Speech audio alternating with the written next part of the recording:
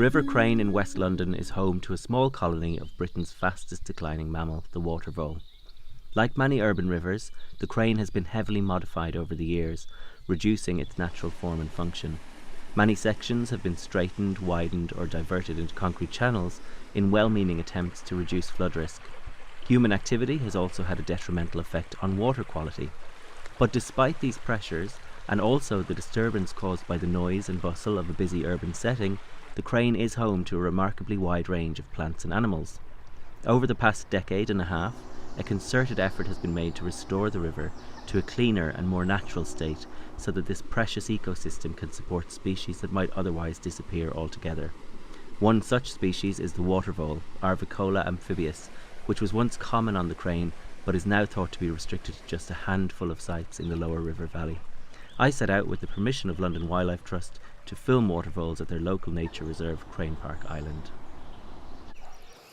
So I'm on an exciting mission today. I've come to a secret location where there are water voles to put out some camera traps and monitor the populations here.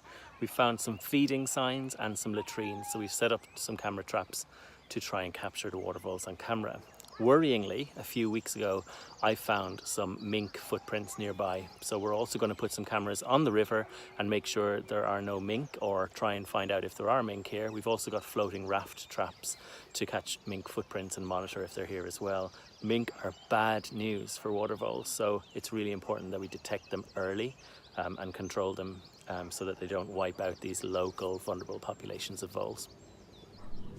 Camera traps are a highly effective and non-invasive way of monitoring such a shy species, and there are plenty of signs of water vole presence at this location. Burrows and runs along the banks of the channels and streams. Some have obvious feeding signs just outside, where voles have been nibbling bankside vegetation, in this case celandine. Cut stems are often seen floating outside of burrows, with their characteristic 45-degree angle bite marks.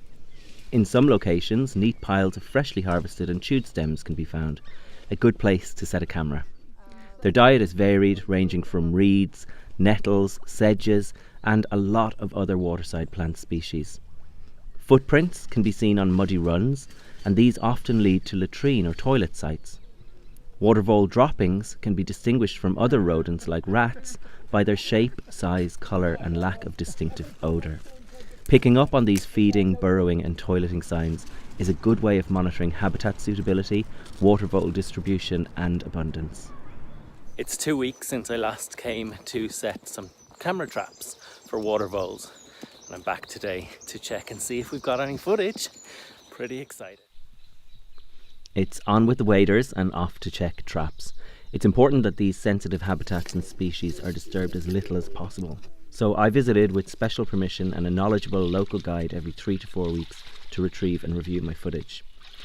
The first hopeful discovery turned out to be brown rats, a species commonly confused with water voles when it occurs in aquatic habitats.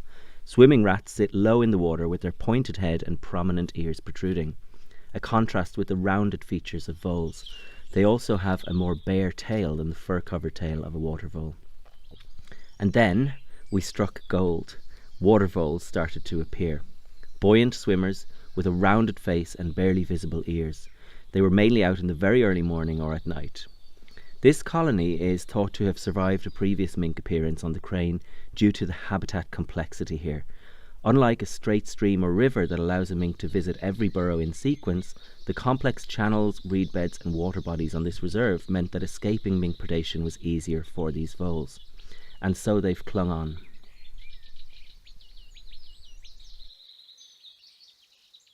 Here's a rat again. See the difference? The splash or plop of an alarmed water vole can also indicate their presence. These ones were startled by moorhens.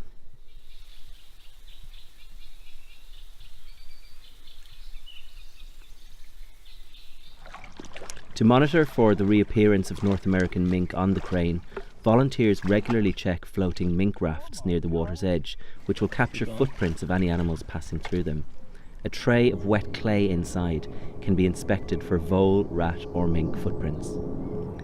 Throughout the summer, plenty of adult water voles were captured on camera, and we found promising signs they were extending their range up and down river from the reserve. But the question remained, were they breeding here successfully? With fragmented or isolated populations, inbreeding can become a problem and lead to colonies dying out. Here's one eating flag iris. Have a listen.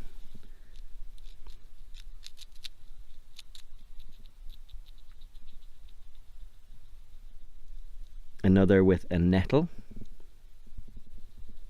And reeds were a firm favourite.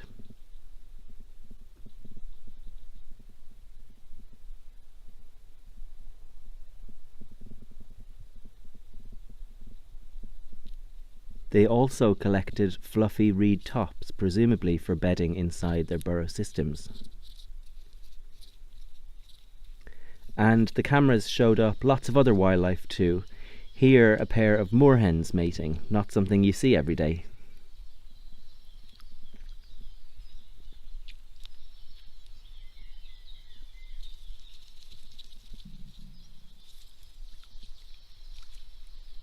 Blink and you'll miss this next clip of a kingfisher. I've slowed it down so you can have another look.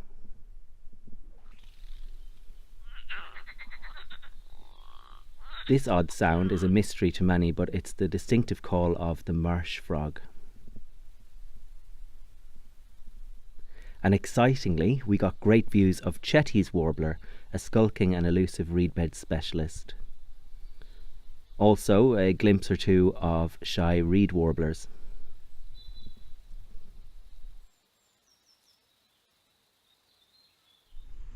And one distant view of a grass snake attracting the attention of a curious moorhen. Wood mouse, the third rodent species detected. Wrens aplenty. Mallards. Mallard ducklings. And a female mandarin duck. And then we noticed a very busy adult vole and burrow system, back and forth constantly, when finally we spotted a juvenile water vole. 2 juvenile water voles, in fact. A really promising sign that the future of water voles on the River Crane is looking up. But it is by no means guaranteed, and currently a team led by Richmond Parks Department are investigating how best to protect and enhance this local population of one of our most precious and threatened native mammals.